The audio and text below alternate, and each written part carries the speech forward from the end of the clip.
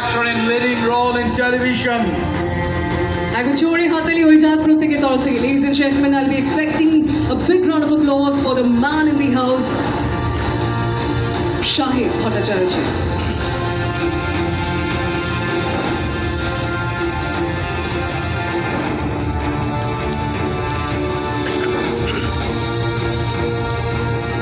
পুতুল, এদিকে এসো। তুমি অত পিছনে থাকো কেন? ঢাকা পড়ে যাচ্ছে। টবিনের তরফ থেকে সারাদিন কাজকর্ম করার পর আমিও বাড়ি ফিরি। আমার স্ত্রী সারাদিন কাজকর্ম করার পর রাত্রির 12টায় টিভি খোলে, কথা সিরিয়াল দেখবে বলে। আমি প্রতিটা ঘটনা বলে দিতে পারি। ওর বউ ওকে সৌরভকে দিয়ে কী সব অভিনয় করিয়েছে, সেটাতে ও রেগে গেছে। এখন ওর বউ ফার্স্ট হয়েছে, কিন্তু ওকে মানছে না, তাই ও গাড়ি চালাচ্ছে। বল এই ঘটনা যাচ্ছে কিনা? আমি সব জানি। সাহেব, আমি তোকে ভালোবাসি। কদিন আগে প্রভাতরায় ক্ল্যাপস্টিক পড়ছিলাম, হঠাৎ দেখলাম তোর নামটা লেখা যে সাহেব লাঠি সিনেমায় প্রথম আসে। তারপরে সাহেব অত্যন্ত প্রিয়, সাহেবের উন্নতি চাই, সাহেব ভালো অভিনয় করুক চাই, আর সাহেব বিয়ে করুক এটাও চাই। চল এবার বলতে। Thank you. শুভ সন্ধ্যা সকলকে। খুবই আপ্লুত লাগছে আর কি মানে এই পুরস্কারটা পেয়ে।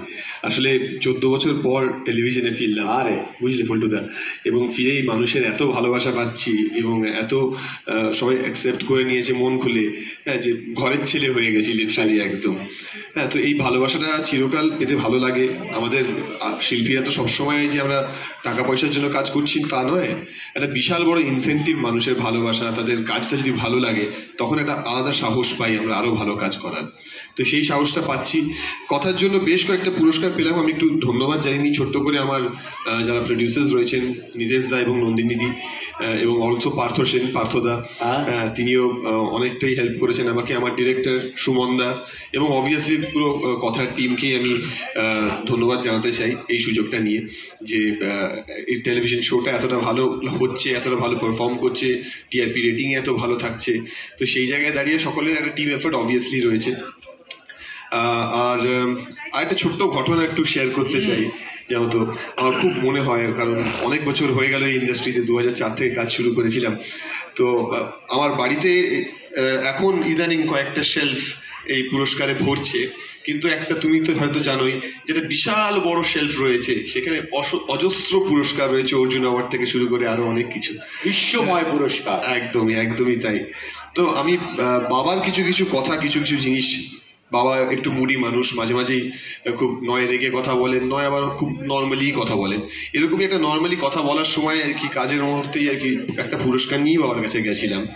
তো বাবা খুব মূল্যবান একটা কথা বলেছিল, সেটা আপনাদের সঙ্গে একটু শেয়ার করতে চাই। বাবা বলেছিল যে পুরস্কার পাচ্ছ ঠিক আছে, খুব ভালো কথা, খুব খুশি হচ্ছি বাবা হিসেবে, কিন্তু এই ভালো সময় একটা জিনিস মাথায় রেখো, যে যতটা ভালো তুমি নিজেকে ভাবছো এই মুহূর্তে, ততটা ভালো কিন্তু এখনো হয়ে উঠতে পারো না, আরো ভালো হতে হবে। হ্যাঁ, তো যতটা ভালো ভাবছো অতটা ভালো হয়ে উঠতে পারো নি।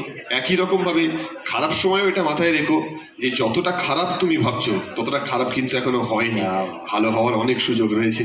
তো সেই সুযোগটা, তুই যার কথা বললি সেটা তোর বাবা, আর আমরা যার কথা শুনলাম তিনি ভারতবর্ষের সর্বকালের সেরা 10 জন ফুটবলারের একজন, সুব্রত ভট্টাচার্য। একদম একদমই।